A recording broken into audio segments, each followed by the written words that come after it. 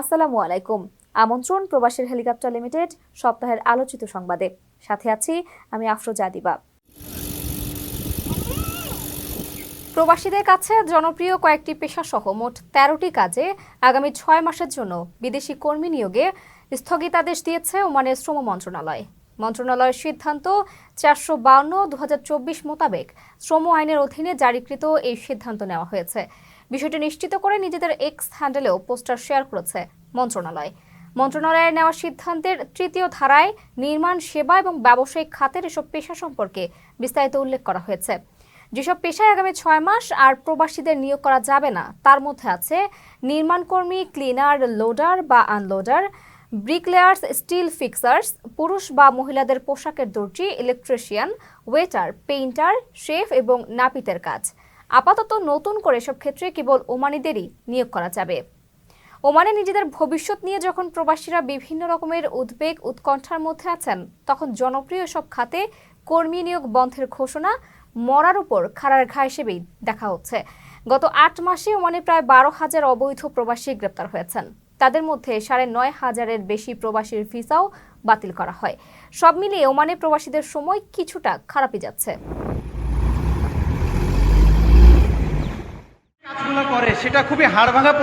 বিমানবন্দরে প্রবাসীদের জন্য বিশেষ মর্যাদা ও আলাদা লাউঞ্জের ব্যবস্থা করা সহ ১১ দফা দাবি জানিয়েছেন প্রবাসী ও তাদের পরিবারের সদস্যরা। মঙ্গলবার জাতীয় প্রেস ক্লাবের সামনে আয়োজিত এক মানববন্ধন থেকে এসব দাবি জানানো হয়। প্রবাসী ও তাদের পরিবারদের অন্য দাবিগুলো হলো পাঠানো রেমিটেন্সের উপর ন্যূনতম ৫% প্রণোদনা নিশ্চিত করা, এয়ারপোর্টে প্রবাসীদের যথাযথ সম্মান নিশ্চিত করা, সব ধরনের হয়রানি বন্ধ করা, লাগেজ চুরি বন্ধ করে লাগেজের সুরক্ষা নিশ্চিত করা, বৈধ অথবা অবৈধ প্রবাসীর মৃত্যু হলে লাশ সরকারি খরচে বাংলাদেশে আনার ব্যবস্থা করা ও আমিরাতে সাজাপ্রাপ্ত প্রবাসীদের সাধারণ খামোয়ার ব্যবস্থা গ্রহণ করতে হবে। এছাড়া দূতাবাসগুলোকে রাজনীতিমুক্ত রাখারও দাবি জানানো হয়। সেটা খুবই হাড়ভাঙা পরিশ্রম করে, যেটা আমরা বাংলাদেশে বিভিন্ন পর্যায়ে কনস্ট্রাকশনের কাজ দেখি, সিভিলাইজেশনের কাজ দেখি, যে কাজগুলো খুবই পরিশ্রমের। এই পরিশ্রমের কাজ শেষ করে তারা যখন একটা অকেশন, একটা বছর বা 2টা বছর পর একটা ছুটিতে 1 মাসের জন্য যখন দেশে আসে এবং এয়ারপোর্টে যখন এসে তারা অপমান অপদস্থ হয়, যখন লাঞ্ছিত হয়, তখন দেশের প্রতি তাদের একটা একরাশ ক্ষোভ জন্ম নেয়। যে ক্ষোভের থেকে তাদের ভেতরে তৈরি হয় যে দুঃখ তৈরি হয়, এই দুঃখ আমাদের উচিত আমাদের দূর করা। আমাদের সরকারের উচিত এটা আমাদের প্রবাসীদের পাশে দাঁড়ানো। আমাদের প্রবাসীরা যদি খুশি থাকে, আমাদের দেশে রেমিটেন্স ঢুকবে, আমাদের দেশ উন্নতি হবে। আমাদের দেশে আজকে মেট্রো রেল হচ্ছে, আমাদের দেশে আজকে এক্সপ্রেস ওয়ে হচ্ছে। আমার মনে হয় এই প্রবাসীরা যদি তাদেরকে যদি সম্মান দেই, তাদের উপার্জিত অর্থটা বেশি করে আমাদের দেশে আনার চেষ্টা করি, তাদেরকে যদি ট্রেন আপ করি, আমাদের দেশে অনেক বেশি রেমিটেন্স ঢুকবে। রেমিটেন্স যোদ্ধা ও বিমানবন্দরের যাত্রীদের স্যার ম্যাডাম সম্বোধন করার আদেশ দিয়েছে বাংলাদেশ বেসামরিক বিমান চলাচল কর্তৃপক্ষের কর্মচারীরা। রোববার বেবিচক কর্মচারী ফোরাম এ বিষয়ে চেয়ারম্যানকে একটি স্মারকলিপি দিয়েছে। স্মারকলিপিতে মোট 12টি বিষয় উল্লেখ করা হয়েছে। দাবিগুলো হলো রেমিটেন্স যোদ্ধা সহ সম্মানিত যাত্রী সাধারণকে বিমানবন্দরে কর্মরত প্রতিটি প্রতিষ্ঠানের সব কর্মকর্তা কর্মচারী যাতে সর্বোচ্চ সম্মান প্রদর্শনপূর্বক স্যার বা ম্যাডাম বলে সম্বোধন করে, এ লক্ষ্যে প্রয়োজনীয় আদেশ জারি করতে হবে। বিমানবন্দরে যাত্রী হয়রানি বন্ধে ও সেবা কার্যক্রম অধিকতর মানবীয় করতে প্রয়োজনীয় সংস্কার করার নিমিত্তে বিশেষ টাস্কফোর্স গঠন করতে হবে। রাজনৈতিক ট্যাগ দিয়ে পত্র প্রেরণ ও তদবির সহ কর্তৃপক্ষের কাছে অবৈধ প্রভাব বিস্তার করেছে তাদের অনতিবিলম্বে চাকরি থেকে অব্যাহতি। বাংলাদেশের আন্তর্জাতিক বিমানবন্দরগুলোর নাম পূর্বে যা ছিল তা প্রতিস্থাপন করার প্রয়োজনীয় ব্যবস্থা নিতে হবে। সৈয়দপুর বিমানবন্দরের নাম পরিবর্তন করে শহীদ আবু সাইদ বিমানবন্দর রাখার প্রয়োজনীয় ব্যবস্থা গ্রহণ করতে হবে।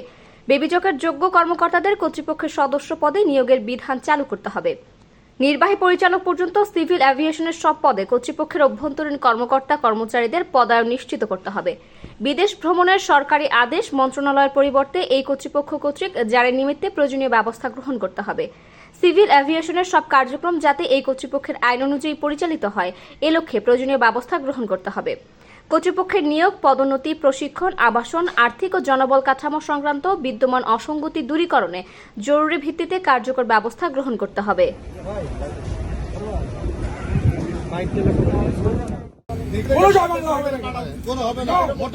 সময়ে অসময়ে আলোচনা উঠলেই আসে বিমান বাংলাদেশের নাম। না, এবার বিমানের কোনো দুর্নীতি কিংবা যান্ত্রিক ত্রুটি নয়, আলোচনার প্রসঙ্গ জয় বাংলা স্লোগান। বাংলাদেশ বিমানের ভেতরের একটি ভিডিও ভাইরাল হয়েছে, যেখানে এক যাত্রী রেগে আগুন, কারণ বিমানের আরেক আরোহী জয় বাংলা বলেছেন। আর তা শুনে তিনি এমন রুদ্রমূর্তি ধারণ করেছেন, যদিও পরে সরি বলার মাধ্যমে এর সমাধান হয়েছে।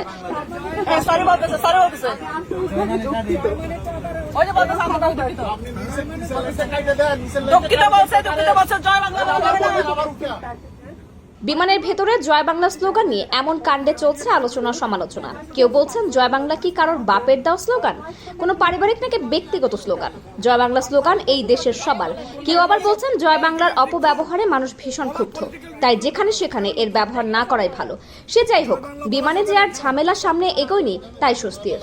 জয় বাংলা বলা যাবে না, ইট ইজ নট গুড, এটা উই আর নট এগ্রি। দেশের আইন পরিবর্তন হয়ে গেছে এখন, স্টুডেন্টরা বলেছে এটা, এটা স্টুডেন্টরা চাচ্ছে না। Thank you.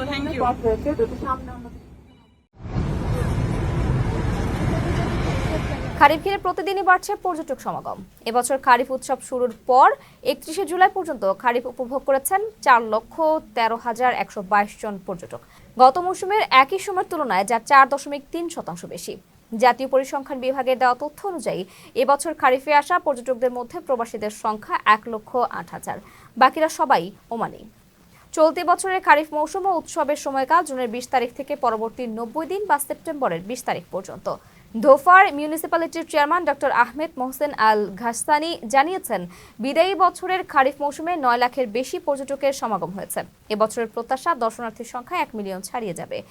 বাংলার বর্ষাকালীন সময়ের সাথে খারিফের মিল রয়েছে। এ সময় গোটা সালালাহ প্রদেশে দেখা যায় এক ভিন্ন ধর্মী আয়োজন ও উৎসব মুখর পরিবেশের। বিশ্বের বিভিন্ন দেশ থেকে লক্ষ পর্যটকের ভিড় জমে সময়। গুড়ি বৃষ্টি আর ঠান্ডা আবহাওয়া দেখে মুগ্ধ হন তারা। এছাড়া প্রবাসী ব্যবসায়ীরাও বছরের এই সময়ের উপার্জন দিয়েই সারা বছর চলেন, তাই তা অনেকেই পুরো বছর অপেক্ষায় থাকেন খারিফ মৌসুমের।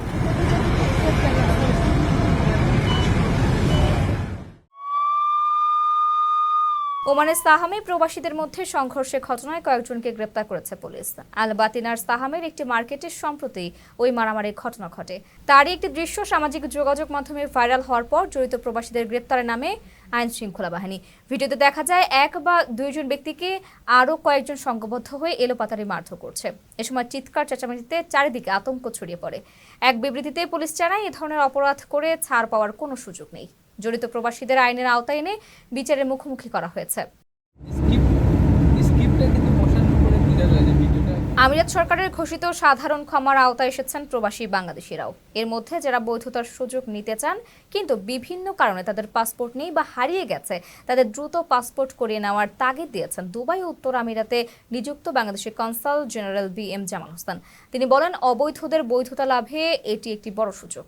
এই সুযোগ হাতছাড়া না করে বৈধতা নিয়ে নেওয়া উচিত। সাধারণ ক্ষমা নিয়ে কনসাল জেনারেল জানান, আগামী 1 সেপ্টেম্বর থেকে শুরু হয়ে 2 মাস চলমান থাকবে এই সাধারণ ক্ষমা ঘোষণার কার্যক্রম। এই সময় আমিরাতে বাংলাদেশিদের মধ্যে যাদের ভিসা ছিল কিন্তু ভিসার মেয়াদ শেষ হয়ে যাওয়ার পর বিভিন্ন কারণে পুনরায় ভিসা লাগাতে পারেননি বা দীর্ঘদিন যাবৎ দেশটিতে অবৈধ হয়ে রয়েছেন, তারা জরিমানা ছাড়া বৈধ হতে পারবেন, অথবা তারা চাইলে জরিমানা ছাড়া দেশেও চলে যেতে পারবেন।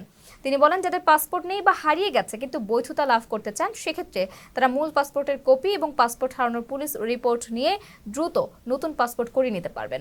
নিয়ম অনুযায়ী পাসপোর্ট হাতে পেতে 1 থেকে 1.5 মাস সময় লাগে, আবার কখনো কখনো এর চেয়েও বেশি সময় লেগে যায়। তাই হাতে সময় থাকতে অর্থাৎ চলতি আগস্ট মাসের মধ্যেই পাসপোর্ট করিয়ে নেওয়ার তাগিদ দেন তিনি।